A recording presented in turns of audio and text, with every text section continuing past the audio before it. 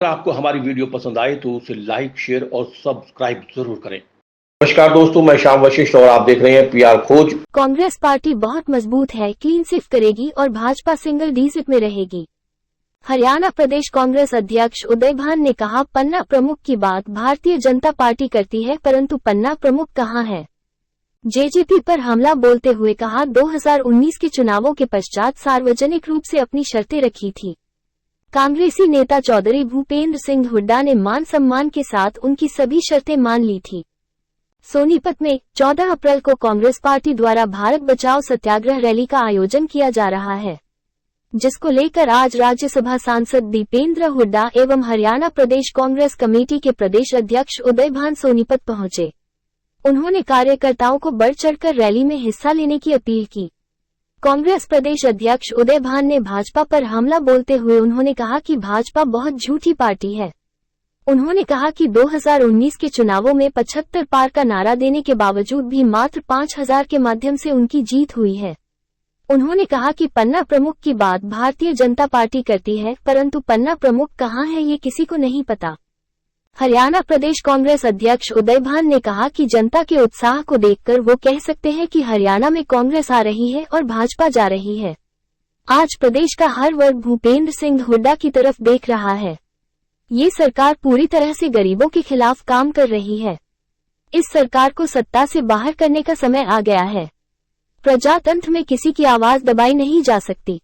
कांग्रेस हरियाणा प्रदेशाध्यक्ष उदय भान व राज्यसभा सांसद दीपेंद्र हुड्डा सोनीपत में 14 अप्रैल को होने वाली रैली को लेकर कार्यकर्ता सम्मेलन को संबोधित करने से पहले पत्रकार वार्ता को संबोधित कर रहे थे। इस अवसर पर राज्यसभा सांसद ने जमकर बीजेपी सरकार पर हमला बोला। राज्यसभा सांसद एवं कांग्रेस नेता दीपेंद्र हुड्डा ने जेजेपी पर हमला बोलते हुए कहा कि उन्होंने 2019 के चुनावों के पश्चात सार्वजनिक रूप से अपनी शर्तें रखी थी। कांग्रेसी नेता चौधरी भूपेंद्र सिंह हुड्डा ने मान सम्मान के साथ उनकी सभी शर्तें मान ली थी, जिसको लेकर दीपेंद्र हुड्डा ने एक वीडियो क्लिप भी मीडिया के सामने दिखाया। उन्होंने कहा कि 4 साल तक मलाई खाने के बाद जेजेपी को समझ आया कि उन्हें कांग्रेस की ओर जाना चाहिए था।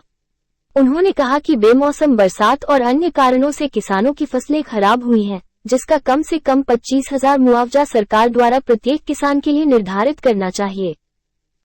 ये सबसे बड़ा झूठी पार्टी है। इसका मतलब ये बहुत झूठी पार्टी। इनके ठीक है, मंडल स्तर तक के इनके हैं, इसमें कोई शक नहीं। मुझे कोई पन्ना प्रमुख नहीं मिला अपने एरिया में। कहीं क्यों पन्ना प्रमुख का मतलब है एक पेज का एक प्रमुख, यानी एक बूथ पे अगर उसमें 7-8 पेज की जो वोटर लिस्ट है उसमें 7-8 प्रमुख चाहिए। उसमें मुझे कहीं कोई इनका नहीं मिला। ये सबसे बड़ा झूठ है। दूसरा बात, ये पन्ना प्रमुख कहाँ चले जाते हैं। जब पन्ना प्रमुख थे तो पहले भी जो सरकार जो किस तरह से इनकी बनी है, सरकार जो है ना वो जनता ने नहीं बनाई थी। 75 पार का नारा दिया, पूरी तरह से मीडिया का बहुत पूरी तरह से जो इस्तेमाल किया गया। जिस तरह से ओपिनियन पोल में 78 से 83 सीटें बीजेपी की दिखा दी, कांग्रेस की 3 से 5 दिखाई, सब तरह के हथकंडे अपनाए गए, फिर भी सिर्फ 5376 वोटों का अंतर था बीजेपी की और कांग्रेस की वोटों में। तो जो आज कांग्रेस पार्टी बहुत मजबूत है और आज कांग्रेस पार्टी पूरी तरह से क्लीन स्वीप करने जा रही है। ये Bharatiya Janata party single digit में रहेगी, सिंगल डिजिट में। भारत रत्न बाबा साहब डॉक्टर भीमराव अंबेडकर जी के 132वें जयंती समारोह के अवसर पर जय भारत सत्याग्रह एवं संविधान बचाओ रैली का आयोजन 14 अप्रैल को यहाँ सोनीपत में होने जा रहा है।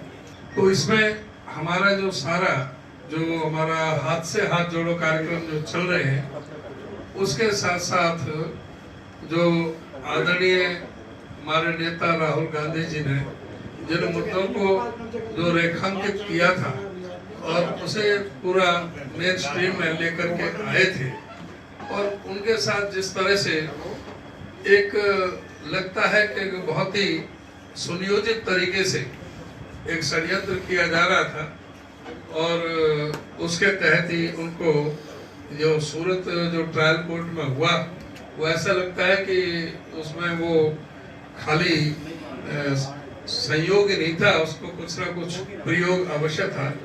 तो उसके बारे में तो हम जो सेशन कोर्ट में और उसके बाद में हाई कोर्ट और सुप्रीम कोर्ट का रास्ता खुले हुए हैं, वो उसे हम लेंगे। लेकिन जनता को के बीच में हम सारी बातें लेकर के जाएंगे कि आज किस तरह से देश में जो संवैधानिक संस्थाओं का जो अवमूल्यन हो रहा है, जिस तरह से आज लोकतंत्र को, संविधान को खतरा हो रहा है, जिस तरह से हमारे इस बहुमूल्य जो संपत्ति जो 60 साल 70 साल में जो देश में जो अर्जित की थी, उनको एक एक करके उनको जिस तरह से बेचा जा रहा है और कुछ चंद हाथों में दिया जा रहा है, और उसमें जो अदानी का जो मेन इशू रहा, उसमें सीधा से जो प्रश्न जो राहुल जी ने उठाए थे, उन पर फोकस करना है कि जो प्रश्न वो उठाए हैं उनका उत्तर चाहिए। विपक्ष का ये कर्तव्य है कि कोई प्रश्न उठाता है, लेकिन ये पहली बार दुनिया में और भारतवर्ष में पहली बार हुआ कि विपक्ष का नेता कोई प्रश्न उठाए तो उसको प्रोसीडिंग से ही निकाल दिया जाए।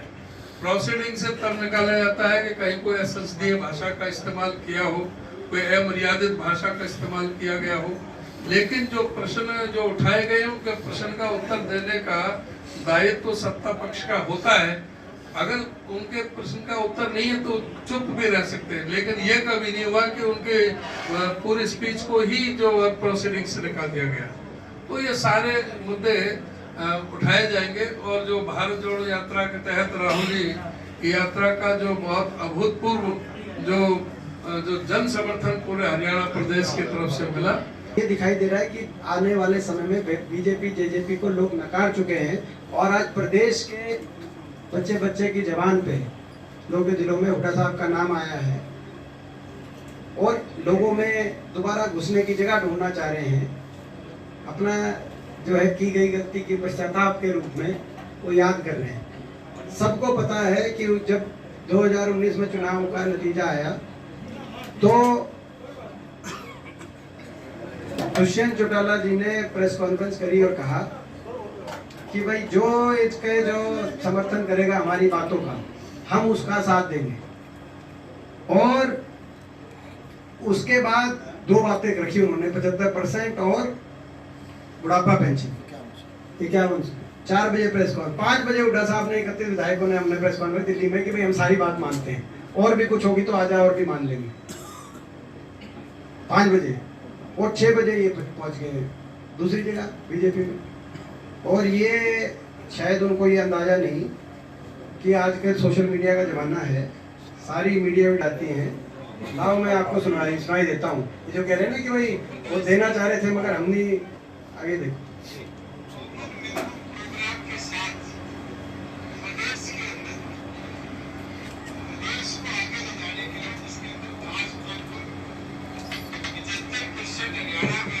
सर माइक नीचे लगा लो। राम तरफ पीछे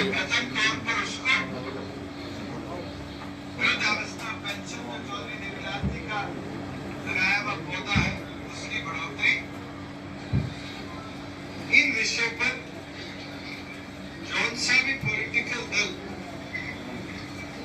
सहमत होगा, जननायक जनता पार्टी पूरी तौर पर उसके साथ मिलकर प्रदेश के अंदर सरकार बनाने का प्रयास करेगी। जेजेपी ने प्रेस कॉन्फ्रेंस की है, दुष्यंत जी ने, तो उन्होंने 2-3 बातें की है। जहाँ तक कॉमन उनका प्रोग्राम का सवाल है तो 2 बात उन्होंने कही। हमारे मैनिफेस्टो में ऑलरेडी प्रोवाइडेड है कि होल्डिंग पेंशन हो तो 75% युवाओं के लिए जगह हो। तो मैं समझता हूँ और मान सम्मान और स्थान के लिए कोई दिक्कत नहीं है। पर कल ही कह दिया ये मतलब बात की थी, उसके बाद में हम अपने उस पर खड़े और या और कोई सुझाव है पूरे दिन से हम सुझाव आते हैं। एक तो हमारी मांग थी मुआवजे को लेकर, तुरंत समयबद्ध हिसाब से मुआवजा 15 दिन के अंदर 25,000 मिनिमम, और कहीं कहीं उससे भी ज्यादा। किसानों की मांग तो 50,000 तक भी है, तो मुआवजा दिया जाए, मिनिमम 25,000 दिया जाए, किसानों की मांगों को माना जाए। और गिरदावरी पूरी स्पीड से, गिरदावरी की स्पीड बड़ी स्लो चल रही है, पटवारियों की भर्ती नहीं, पटवारी के रिक्त है पटवारियों के पद रिक्त पड़े हैं, पोर्टल चल नहीं रहे, पोर्टल में गांव के नाम नहीं आ रहे, जिसकी वजह से पूरी प्रक्रिया में काफी डिले हो रहा है। ये जिलाधिकारी सारे इस पे ध्यान दें और किसानों के जख्मों पे मलहम लगने का काम हो। पहली बात। दूसरी बात, खरीद की बात शुरू हो गई। अब हमारी मांग है सरकार से कि भाई कालस और नमी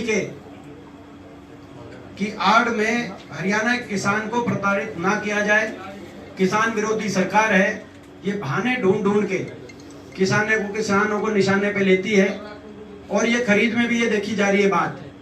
आपने देखा सरसों में 1000 रुपए तक जो खरीद थी, उस MSP थी, उससे कम पे किसान को अपनी सरसों देनी पड़ी। तब तो सरकार आगे नहीं आई। ये सरकारी किसान विरोधी नीति की ये सोच है। हम ये तीनों मांग रखना चाहते हैं, मुआवजे का भी, नमी और कालस में रियायत के साथ, और इसमें, और तीसरी बात जो ये 3000 का जो अंतर्राष्ट्रीय मार्केट पे भाव की जो बात है, उस बात को मद्देनजर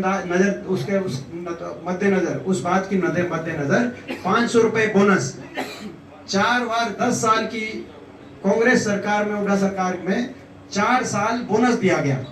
जब भी यह मार्केट का भाव ज्यादा था MSP से, तो सीजन के बीच में कभी 50 रुपए, कभी 100 रुपए बोनस डिक्लेयर किया गया। इन्होंने बोनस बंद कर दिया। 9 साल से कोई बोनस नहीं मिला बीजेपी सरकार में। हमारे में 4 टाइम्स धान का भी अलग और गेहूं का अलग बोनस डिक्लेयर होता था।